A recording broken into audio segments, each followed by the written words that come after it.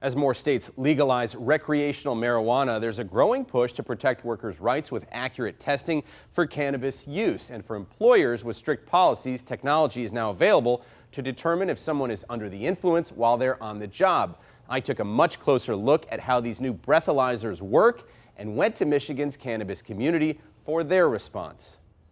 It's a cutting-edge piece of technology developers created for the workplace and beyond, with there undoubtedly being strong interest in states like California, Colorado, and right here in Michigan, all states with legalized recreational use of marijuana, and where employers are seeking accurate testing of workers. I think if it helps with the safety of other people and even company and business property, I think it would be beneficial. I spoke with Corey Canova from Plan B Wellness to get his take on a breathalyzer device made by the company Hound Labs, based in California.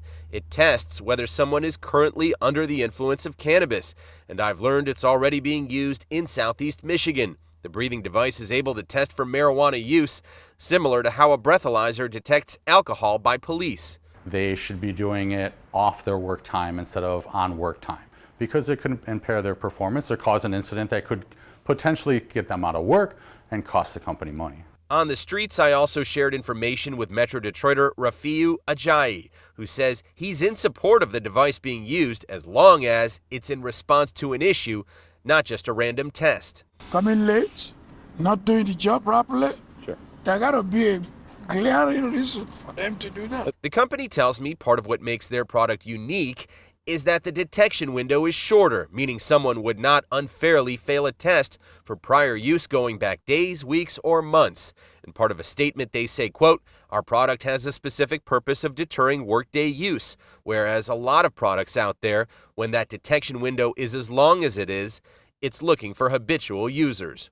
We should be looking at impairment, not just at cannabis use. Another voice is Matthew Abel, a prominent attorney who once led the Cannabis Council, who helped legalize recreational use in Michigan.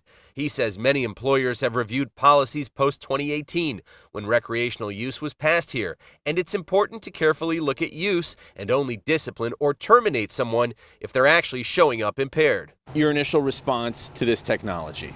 It seems that this is better than what's been in the past. A hair sample will tell you that someone has ever used cannabis in the past within their hair life, but it won't tell you anything about whether the person is presently impaired. In Michigan, the workforce has a positivity rate of 5.8%, higher than 3.1% nationally, according to Quest Diagnostics.